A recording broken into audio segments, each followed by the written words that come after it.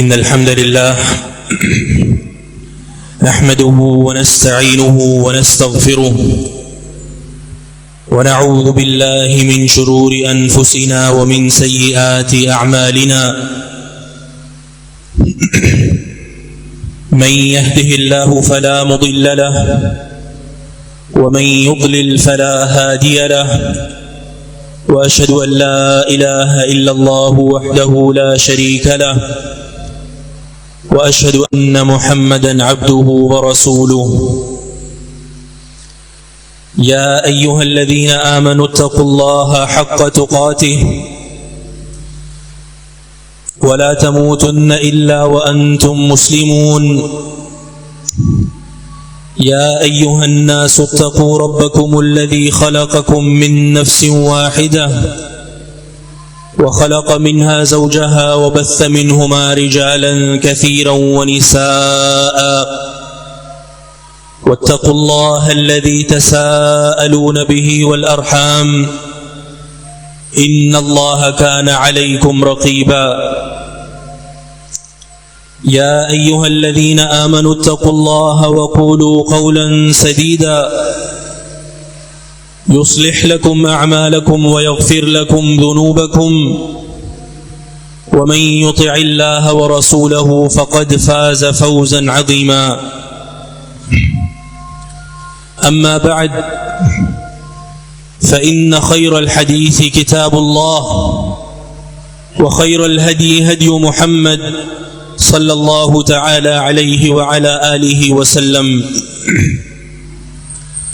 وشر الأمور محدثاتها وكل محدثة بدعة وكل بدعة ضلالة إن الله وملائكته يصلون على النبي يا أيها الذين آمنوا صلوا عليه وسلموا تسليما اللهم صل على محمد وعلى آل محمد كما صليت على إبراهيم وعلى آل إبراهيم إنك حميد مجيد اللهم بارك على محمد وعلى آل محمد كما باركت على إبراهيم وعلى آل إبراهيم إنك حميد مجيد سبحانك لا علم لنا إلا ما علمتنا إنك أنت العليم الحكيم رب اشرح لي صدري ويسر لي أمري واحلل عقدة من لساني يفقه قولي أعوذ بالله السميع العليم من الشيطان الرجيم من همزه ونفخه ونفثه بسم الله الرحمن الرحيم قال الله تعالى وتزودوا فإن خير الزاد التقوى واتقون يا أولي الألباب وقال تعالى في مقام آخر إنما يتقبل الله من المتقين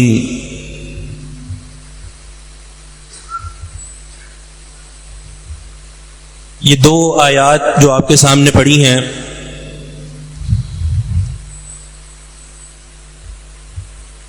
ان میں اللہ تعالیٰ کے تقوی کا ذکر ہے.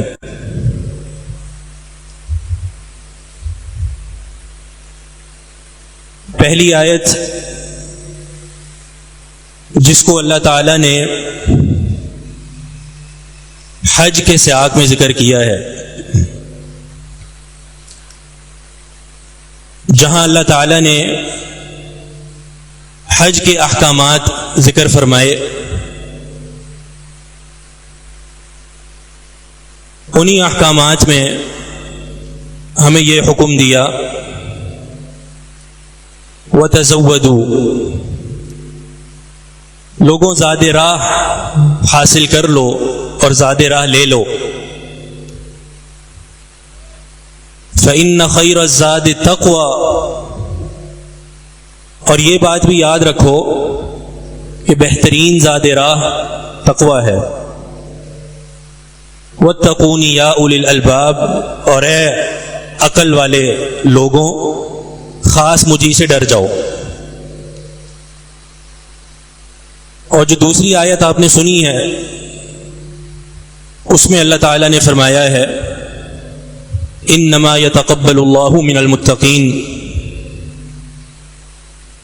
کہ اس بات کے علاوہ اور کوئی بات نہیں ہے کہ اللہ تعالیٰ صرف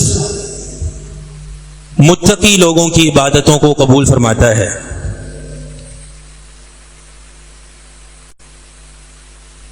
جو قابل غور بات یہاں پر مذکور ہے وہ یہ کہ اگر آپ غور کریں تو آپ کو یہ بات ملے گی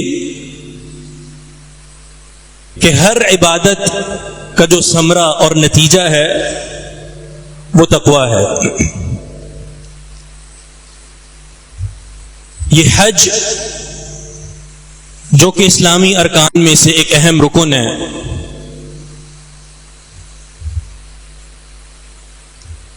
اس کے ذکر میں بھی اللہ تعالیٰ نے تقوی کا ذکر کیا ہے،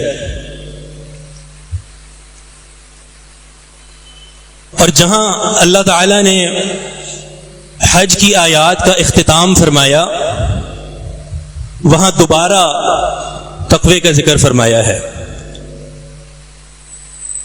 چنانچہ اللہ تعالیٰ فرماتا ہے فَمَن تَعَجَّلَ فِي يَوْمَيْنِ فَلَا إِثْمَ عَلَيْهِ وَمَن تَأَخَّرَ فَلَا إِثْمَ عَلَيْهِ لِمَنِ اتَّقَى وَاتَّقُوا اللَّهَ وَاعْلَمُوا أَنَّكُمْ إِلَيْهِ تُحْشَرُونَ۔ معنی یہ تقوی حج جیسی عظیم عبادت کا ایک ثمرہ ہے، اور حج کرتے ہوئے انسان کے ذہن میں اور انسان کی نیت میں اور سوچ میں یہی بات ہونی چاہیے کہ اس عمل کے ذریعے میں نے اللہ تعالیٰ سے ڈرنا ہے اور اللہ تعالیٰ کا تقوی حاصل کرنا ہے۔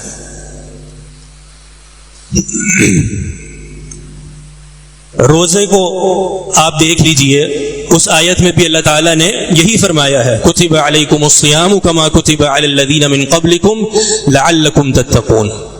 روزے کس لیے فرض کیے گئے؟ مقصد یہ ہے کہ تمہیں تقوی حاصل ہو جائے۔ معنی یہ تقوی ایسی عظیم عبادتوں کا ثمرہ اور نتیجہ ہے، اور ساتھ ہی اللہ تعالیٰ نے یہ بھی بیان فرما دیا کہ اللہ تعالیٰ صرف متقین لوگوں کی عبادتوں کو قبول فرماتا ہے۔ یہ شرط ہے، یوں سمجھیے کہ قبولیت اعمال کی جو اساس اور شرط وہ بھی تقوی ہے۔ جس کے دل میں اللہ کا تقوی ہوگا اس کی عبادت قابل قبول ہوگی، اور جس کے دل میں اللہ کا تقوی نہیں، اللہ تعالیٰ کی رضا اور اخلاص اس کا مقصود نہیں، اس کی عبادت قابل قبول نہیں ہوگی۔ تقوی کیا ہے اس کو سمجھنے کے لیے علماء تابعین میں سے ایک بہت بڑے تابعی، بہت بڑے عالم طلق ابن حبیب رحمہ اللہ، وہ فرماتے ہیں ان تعمل بطاعت اللہ علی نور من اللہ ترجو ثواب اللہ۔ تقوی یہ ہے، دو طرح سے اس کو سمجھ لو، کہ اللہ تعالیٰ کے اطاعت والے امور سر انجام دینا، جن چیزوں کا اللہ تعالیٰ نے حکم دیا ہے ان اعمال کو کرنا، اور کس طرح کرنا؟ علی نور من اللہ، دلیل کی بنیاد پر اور وحی الہی کے نور کی بنیاد پر، اور تیسری چیز ترجو ثواب اللہ، اور اس عمل کے ذریعے اللہ تعالیٰ کا ثواب اور جو اس کی جزا ہے اس کی امید بھی ہونی چاہیے۔ اور دوسرا کہ ہر اس کام سے رک جاؤ جس سے اللہ تعالیٰ نے منع فرمایا ہے، علی نور من اللہ، اور یہ رکنا اور باز رہنا بھی شریعت الہی کے نور کی بنیاد پر ہو، اور ترجو عقاب اللہ، کہ اس رک جانے کے ساتھ ساتھ اللہ تعالی کی سزا سے ڈرنا وہ تمہارے سامنے ہونا چاہیے۔ یہ تقوی ہے کہ ہر وہ کام جس کا اللہ نے حکم دیا ہے وہ سر انجام دینا، اور ہر وہ کام جس سے اللہ تعالیٰ نے روکا ہے اس سے بچ جانا، یہ تقوی ہے۔ سیدنا ابو ہریرہ رضی اللہ عنہ سے کسی نے پوچھا مت تقوی، کہ تقوی کیا ہے؟ آپ نے اس سے پوچھا هل مررت بأرض ذات الشوك، کبھی ایسی زمین سے گزر ہوا جس زمین پہ جھاڑیاں ہوں اور کانٹے دار درخت ہوں؟ اس نے کہا جی ہاں۔ ابو ہریرہ نے پوچھا تو جب گزرنا ہوتا ہے تو کس طرح گزرتے ہو؟ تو سوال کرنے والے نے کہا جب گزرنا ہوتا ہے تو اپنے لباس کو اور اپنے جسم کو سکیڑ لیتا ہوں اور بڑا ہی بچ کر گزرتا ہوں کہ کوئی کانٹا میرے لباس کو یا مجھے تکلیف نہ دے دے۔ تو سیدنا ابو ہریرہ نے فرمایا ذاک التقویٰ، یہی تقویٰ ہے، یہی تو تقویٰ ہے کہ جب انسان صراط مستقیم پر گامزن ہو، وہ راہ جو اللہ تعالیٰ کی طرف لے جا رہی ہو اس پر گامزن ہو، تو دائیں بائیں جو شیطانی امور، شیطانی وساوس اور اللہ تعالیٰ کو ناراض کر دینے والی امور اور چیزیں ہیں ان سے بچ کر گزرنا، یہی تقویٰ ہے۔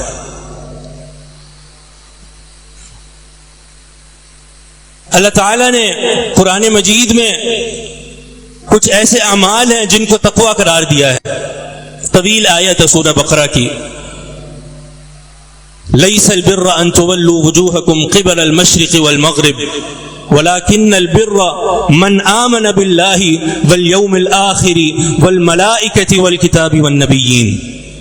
اس آیت میں اللہ تعالی نے تقوی والے 3 طرح کے امور کا ذکر کیا ہے۔ سب سے پہلے وہ امور اور وہ اعمال جن کا تعلق ایمان سے ہے، وَلَٰكِنَّ الْبِرَّ مَنْ آمَنَ بِاللَّهِ، کہ اصل نیکی تو یہ ہے اور اس شخص کی ہے جو ایمان لے آئے۔ ایمان کیا ہے؟ آپ جانتے ہیں ایمان 6 چیزوں کا نام ہے۔ اس آیت میں اللہ تعالیٰ نے 5 امور ایمان کا ذکر فرمایا ہے۔ ایمان باللہ، ایمان بالملائکہ، ایمان بالنبیین، اور اسی طرح اللہ تعالیٰ کی کتابوں کے ساتھ ایمان۔ یہ سب چیزیں ایمانیات ہیں، اللہ تعالیٰ نے ان سب کو تقویٰ قرار دیا ہے۔ تو پہلی صنف اور پہلی طرح کے وہ اعمال جن کا تعلق ایمان سے ہے اللہ تعالیٰ نے اس آیت میں ذکر فرمائے ہیں، اور دوسری طرح کے وہ اعمال جو اعمال ظاہرہ ہیں، جو انسان سر انجام دیتا ہے اور ظاہری اعمال ہیں۔ ان میں کیا ہے؟ وَآتَ الْمَالَ عَلَى حُبِّهِ ذَوِي الْقُرْبَى وَالْيَتَامَى وَالْمَسَاكِينِ وَابْنَ السَّبِيلِ وَالسَّائِلِينَ وَفِي الرِّقَابِ وَأَقَامَ الصَّلَاةَ وَآتَى الزَّكَاةَ وَالْمُوفُونَ بِعَهْدِهِمْ إِذَا عَاهَدُوا۔ وہ اعمال جو انسان کے ظاہری اعمال ہیں اور وہ کرتا ہے، صدقات دینا، زکوٰۃ دینا، اور قریبی رشتہ داروں پہ صدقہ کرنا، اور جو ضرورت مند ہیں ان پر خرچ کرنا، اور نمازیں پڑھنا، زکوٰۃ دینا، یہ سارے وہ اعمال ہیں جو ظاہری اعمال ہیں۔ یہ بھی تقویٰ ہے۔ تو ایمان کے بعد اعمال، یہ دونوں تقویٰ میں شامل ہیں۔ اور تیسری طرح کے اعمال اور تیسری صنف جن کا اللہ تعالیٰ نے اس آیت میں ذکر کیا ہے، اور وہ ہے اخلاق سے جن کا تعلق ہے، جن کا تعلق خلق سے ہے۔ اور ان میں کس چیز کا ذکر کیا ہے کہ انسان والموفون بعہدہم اذا عاہدوا والصابرین فی البأساء والضراء وحین البأس، کہ انسان جب بھی کسی سے عہد کرے، کسی سے وعدہ کرے تو اس وعدے کو پورا کرے۔ یہ ایک مومن کی شان ہے کہ وہ وعدہ پورا کرتا ہے۔ منافق وعدے کی خلاف ورزی کرتا ہے، جبکہ جو مومن ہوگا، جس کے دل میں اللہ تعالیٰ کا ڈر ہوگا، وہ ہمیشہ اپنے وعدے کو پورا کرے گا۔ اور ساتھ ہی والصابرین فی البأساء والضراء وحین البأس، مشکلات میں اور جنگ کے وقت اور پریشانی کے وقت صبر کرنا، یہ سب تقویٰ ہے۔ تو خلاصہ کلام کہ اس طویل آیت میں اللہ تعالیٰ نے 3 طرح کے اعمال کو تقویٰ قرار دیا ہے، اور سب کو ذکر کرنے کے بعد کیا فرمایا؟ اولئک الذین صدقوا واولئک هم المتقون، یہی لوگ ہیں جو اللہ تعالیٰ کے ساتھ سچے ہیں، اور یہی لوگ متقی اور پرہیزگار ہیں۔ دوسری آیت میں اللہ تعالیٰ نے مزید کچھ اعمال کا ذکر کیا کافی سارے اعمال اس آیت میں آ چکے. اللہ تعالیٰ نے جہاں جنت کا ذکر کیا وَسَارِعُوا إِلَىٰ مَغْفِرَةٍ مِّن رَّبِّكُمْ وَجَنَّةٍ عَرْضُهَا السَّمَاوَاتُ وَالْأَرْضُ أُعِدَّتْ لِلْمُتَّقِينَ، اس جنت کی طرف لپکو اور جلدی کرو جس جنت کی چوڑائی آسمانوں اور زمینوں کے برابر ہے. اور یہ کس کے لیے تیار کی گئی؟ اعدت للمتقین، یہ متقین اور پرہیزگاروں کے لیے تیار کی گئی. بہت سے ان کے اعمال کا ذکر کیا اور آگے کیا فرمایا؟ والذین اذا فعلوا فاحشة او ظلموا انفسهم ذکروا اللہ فاستغفروا لذنوبهم. وہ متقین کہ ان سے جب کوئی گناہ کا کام ہو جائے، کوئی بھول ہو جائے اور اللہ تعالیٰ کی نافرمانی سرزد ہو جائے تو کیا کرتے ہیں؟ ذکروا اللہ فاستغفروا لذنوبہم، فوراً اللہ تعالیٰ کو یاد کرتے ہیں اور اپنے گناہوں پر استغفار کرتے ہیں. یہ بھی متقی ہیں کہ سب سے پہلے ان کی کوشش یہ ہوتی ہے کہ گناہوں سے بچنا ہے، ہر قسم کے گناہ سے بچنا ہے، لیکن اگر کبھی انسانی بشری تقاضوں کی وجہ سے گناہ ہو جائے تو فوراً اللہ تعالیٰ کو یاد کرتے ہیں اور اپنے گناہ پر استغفار کرتے ہیں. یہ متقین ہیں. اور ساتھ ہی اللہ تعالیٰ نے ایک اور مقام پہ کیا فرمایا؟ ہوا اہل التقوی و اہل المغفرہ. اللہ تعالیٰ اہل التقوی ہے، تقوی والوں کے ساتھ ہے، تقوی والوں کا اہل ہے. وَأَهْلُ الْمَغْفِرَةِ، اور وہ مغفرت والا ہے.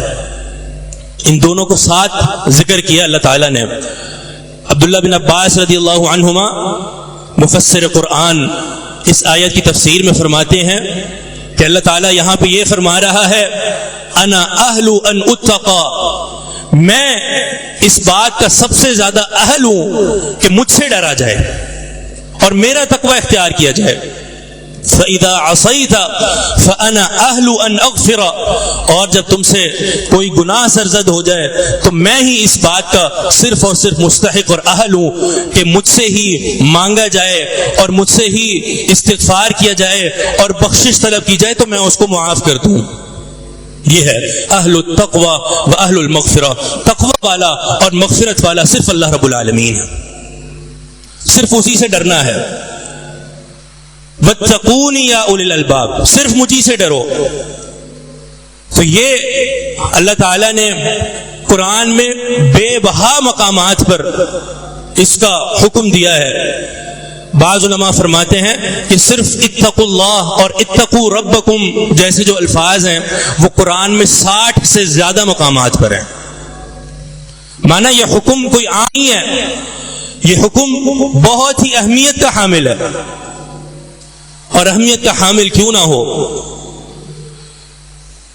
جنگ حدیبیہ، صلح حدیبیہ کے موقع پر جب مسلمانوں پر ایک وقت میں بڑی مشکلات ٹوٹی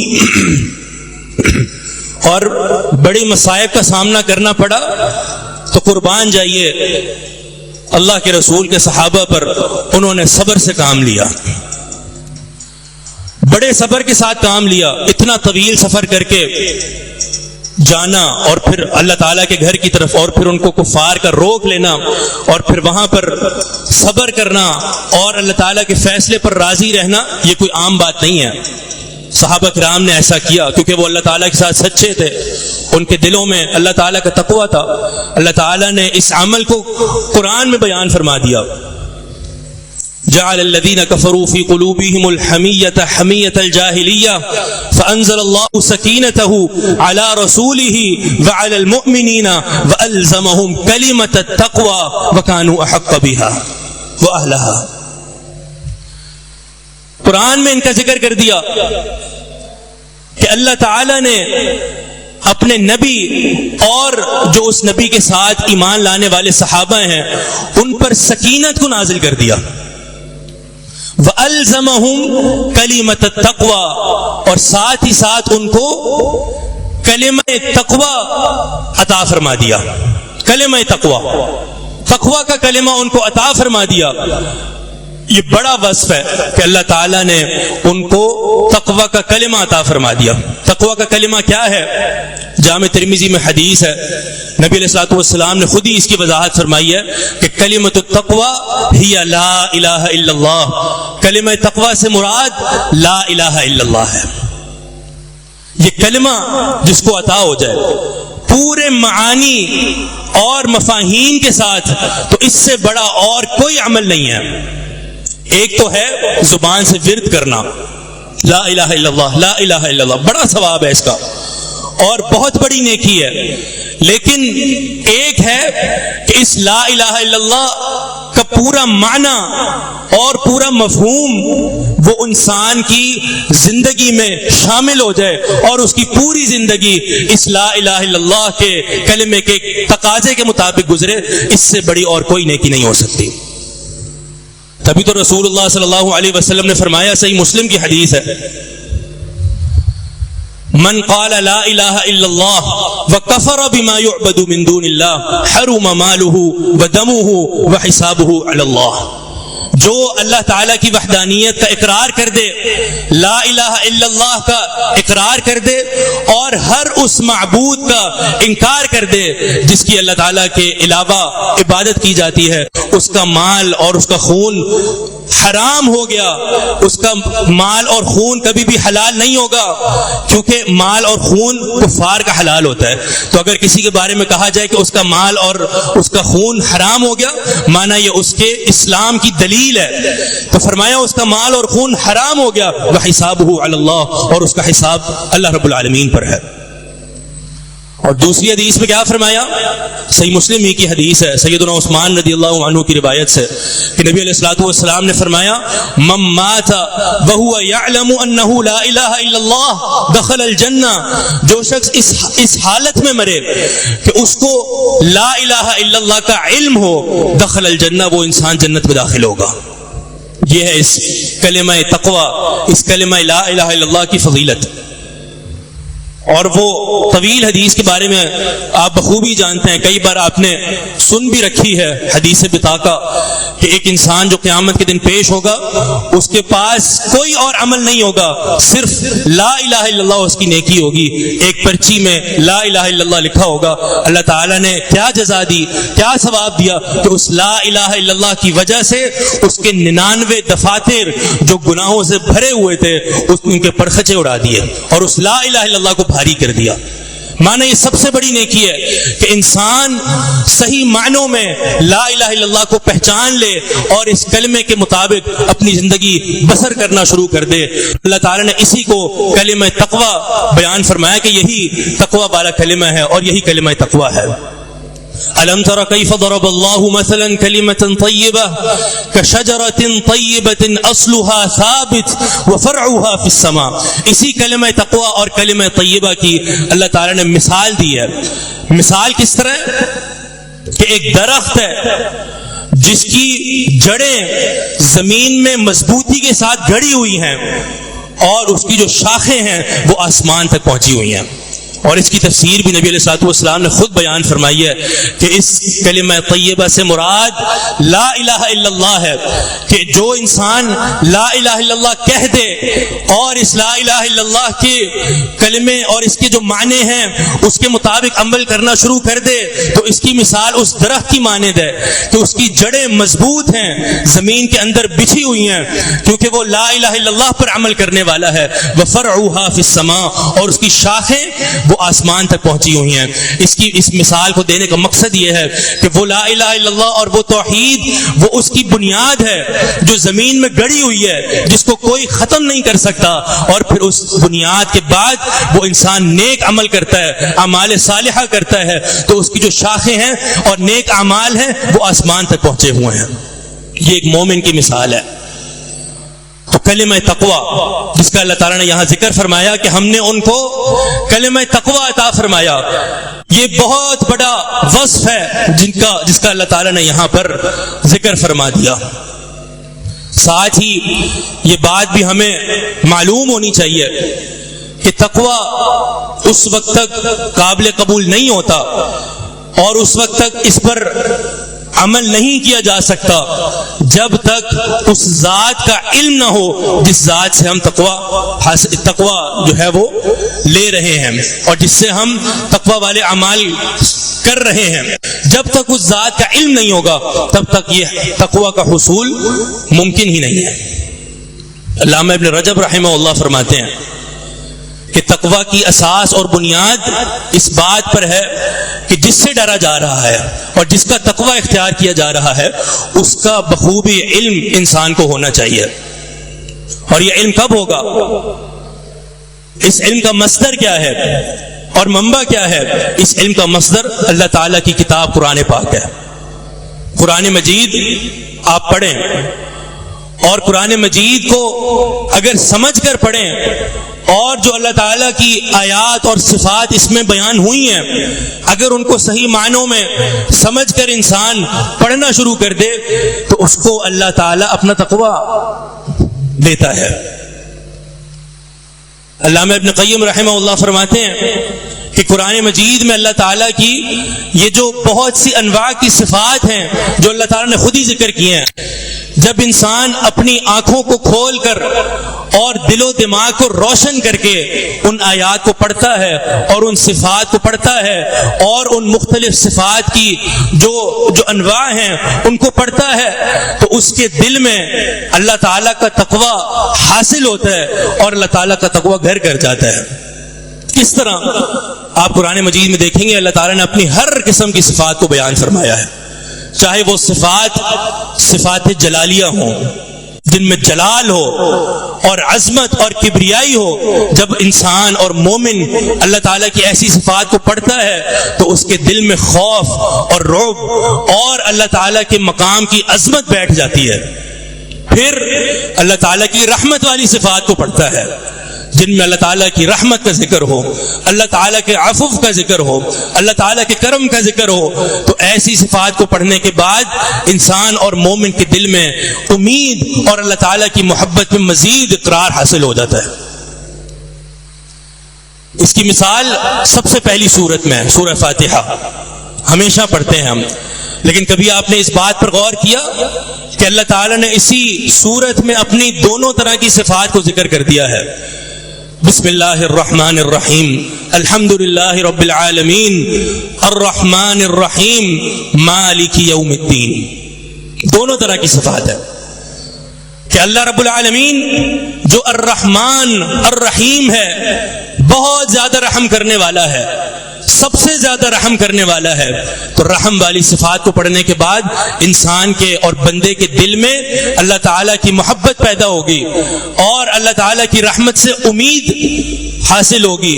اور ساتھ ہی اللہ تعالیٰ نے اپنی عظمت والی اور اپنی جلال والی صفت کا ذکر کر دیا کہ مالک یوم الدین. جہاں اللہ تعالیٰ الرحمن اور الرحیم ہے وہیں سن لو اللہ تعالیٰ مالک یوم الدین بھی ہے، روز جزا کے دن کا مالک.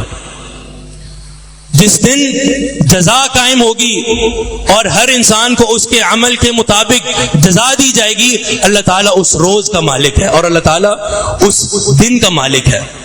اس صفت کو پڑھنے کے بعد ہر وہ انسان جو اللہ تعالیٰ کی رحمت پر بھروسہ کر کے بیٹھا ہوا ہے اور عمل کو ترک کر دیتا ہے، وہ عمل نہیں کرتا اور عمل چھوڑنے کے بعد یہ کہتا ہے کہ اللہ تعالیٰ بڑا رحمان و رحیم ہے، اس کے لیے ان آیات میں سبق ہے کہ نہیں، اللہ تعالیٰ جہاں رحمان اور رحیم ہے وہیں اللہ تعالیٰ مالک یوم الدین بھی ہے. وہ اس روز جزا کا مالک ہے جس دن جزا والا معاملہ ہوگا. اس دن کوئی ظلم نہیں ہوگا، کوئی نا انصافی نہیں ہوگی، بلکہ ہر عمل کے مطابق اس کو جزا دی جائے گی. تو اللہ تعالیٰ مالک یوم الدین بھی ہے. اسی لیے اہل سنہ یہ قاعدہ بیان فرماتے ہیں کہ اللہ تعالیٰ سے ڈرنا اور اللہ تعالیٰ سے امید رکھنا یہ دونوں پرندے کے پروں کی مانند ہیں. ایک پرندہ اڑتا ہے، اس کے دونوں پر اگر سالم ہو، صحیح سلامت موجود ہو تو وہ صحیح طرح سے اڑ پائے گا، اگر ایک پر کاٹ دیا جائے تو وہ کبھی بھی اڑ نہیں سکے گا۔ بالکل یہی مثال خوف اور رجا کی ہے کہ اللہ تعالیٰ سے ڈرنا بھی ہے اور اللہ تعالیٰ سے امید بھی رکھنی ہے، اور ان دونوں کی مثال پرندوں کے ان دو پروں کی مانند ہے۔ اگر خوف کو ہٹا دیا گیا اور صرف اللہ تعالیٰ سے امید باندھ دی گئے تب بھی انسان برباد ہو جائے گا، اور اگر صرف اور صرف اللہ تعالیٰ سے امید باندھی جائے اور اللہ تعالیٰ سے صرف خوف ہو اور امید کو ہٹا دیا جائے تب بھی انسان تباہ و برباد ہو جائے گا۔ اس لیے ان دونوں کا ساتھ ہونا ضروری ہے۔ تو اللہ تعالیٰ کا تقوی، اس کے لیے یہ بات بھی ضروری ہے کہ ہم اس طرح کی جو صفات ہیں جو قرآن مجید میں بیان ہوئی ہیں ان کو پڑھیں اور پھر نصیحت حاصل کریں۔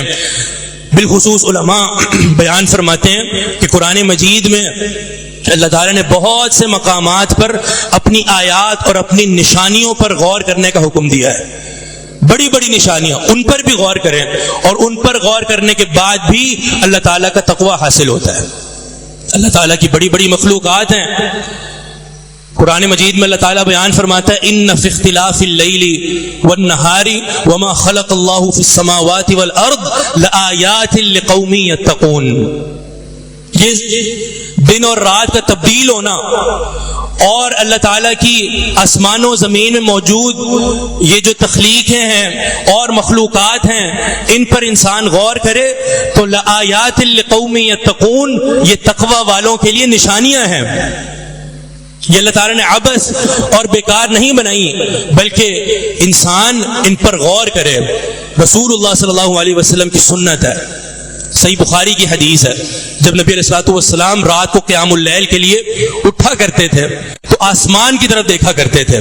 یہ سنت ایسی ہے جس پر عمل نہیں کیا جاتا، تو اس سنت کو بھی اپنانا چاہیے کہ جب رات کو آنکھ کھلے اور قیام اللیل کے لیے اٹھیں تو قیام اللیل شروع کرنے سے پہلے نبی علیہ الصلوۃ والسلام کیا کیا کرتے تھے؟ نبی علیہ الصلوۃ والسلام آسمان کی طرف دیکھا کرتے تھے اور سورہ آل عمران کی آخری آیات کی تلاوت فرمایا کرتے تھے، جن کا آغاز یہاں سے ہو رہا ہے ان فی خلق السماوات والارض، کہ اللہ تعالیٰ کی یہ جو مخلوقات ہیں آسمان و زمین میں موجود بڑی ہی عظیم مخلوقات ہیں، آسمان خود بھی اور یہ ستارے بھی، یہ سب اللہ تعالیٰ کی مخلوقات ہیں۔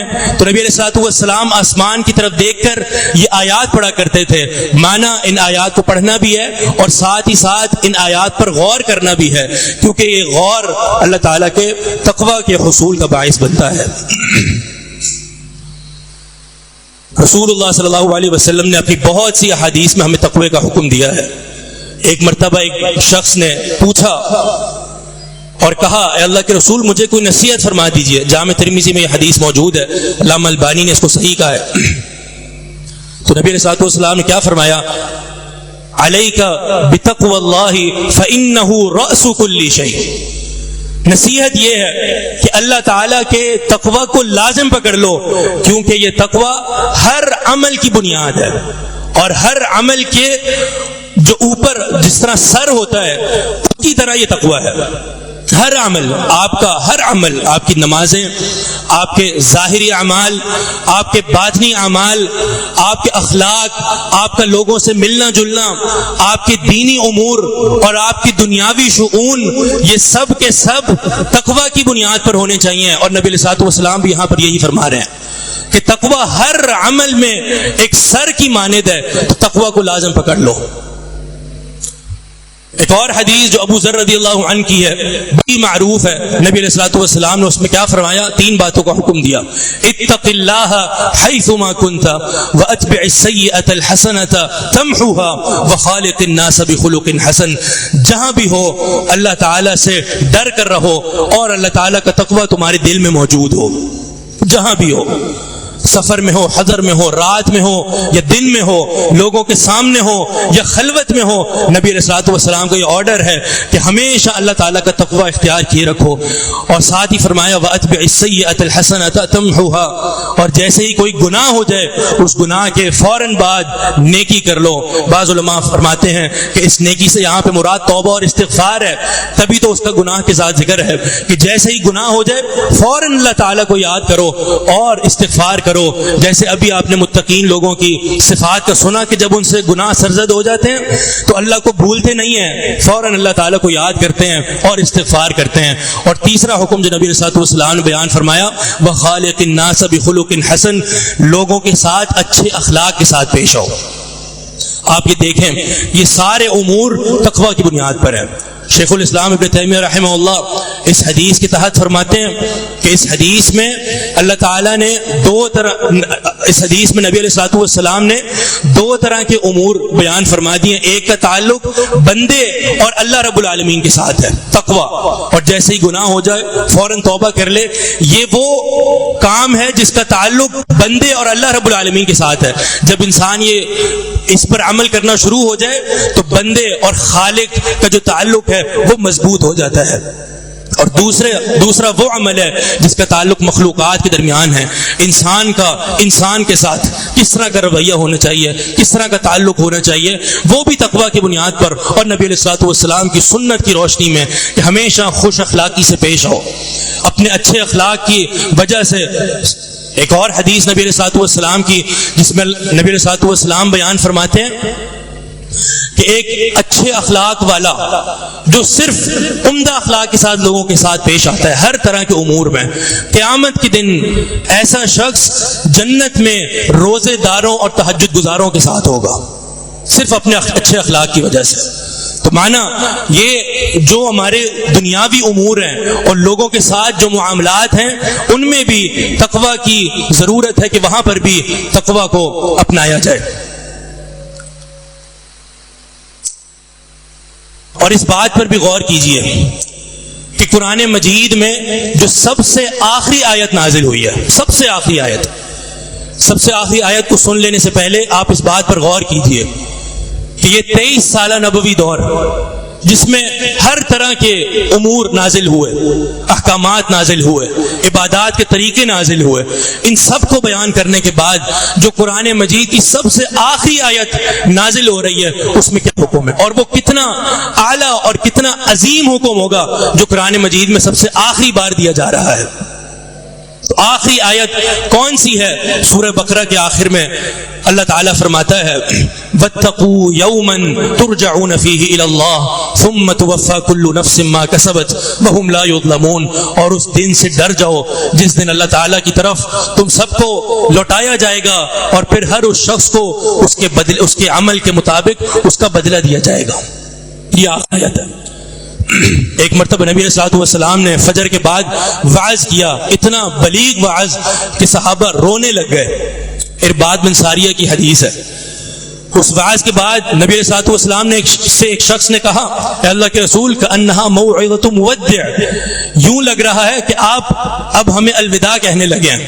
بالکل آخری دنوں کا وعظ ہے اور آخری دنوں کا درس ہے. کوئی ایسی نصیحت فرما دیجئے جو بڑی ہی جامع اور معنی ہو. نبی علیہ الصلوۃ والسلام کی آخری وصیتوں میں سے جو وصیت ہے وہ کیا ہے؟ اللہ کے رسول نے فرمایا علیکم بتقوی اللہ, تم سب پر لازم ہے کہ اللہ تعالیٰ کے تقوی کو حاصل کر لو, اللہ تعالیٰ کے تقوی کو لازم پکڑ لو. اور آگے فرمایا والسمع والطاعہ, اور جو تمہارا حکمران ہے اس کی سمع اور طاعت کرو, اس کی جو صحیح بات ہو اس کو مانو, بری بات نہیں ماننی, کیونکہ اللہ تعالیٰ کی نافرمانی میں کسی کی جو ہے وہ بات نہیں مانی جائے گی, لیکن جو اس کی صحیح بات ہے, درست بات ہے, اس کو ماننا یہ بھی لازم ہے. لیکن یہ آخری وصیتوں میں سے نبی علیہ الصلوۃ والسلام کی وصیت ہے کہ اللہ تعالیٰ کے تقوی کو لازم پکڑ لو. تو یہ وہ تقوی جو ہر عمل کی اساس اور بنیاد ہے, اور تمام اعمال کی قبولیت کا مدار بھی اسی پر ہے جس کا آپ نے ابھی ذکر سنا ہے. اللہ رب العالمین سے دعا ہے کہ ہمیں صحیح معنوں میں متقی بنا دے. وہ اعمال جو اس کی رضا کی طرف لے جانے والے ہوں, جو اس کی رضا کا حصول بنتے ہیں اور جو اس کے تقوی پر مبنی ہیں, اللہ وہ ہمیں نیک اعمال کرنے کی توفیق عطا فرما دے. اقول قولي هذا واستغفر الله لي ولكم واخر دعوانا ان الحمد لله رب العالمين.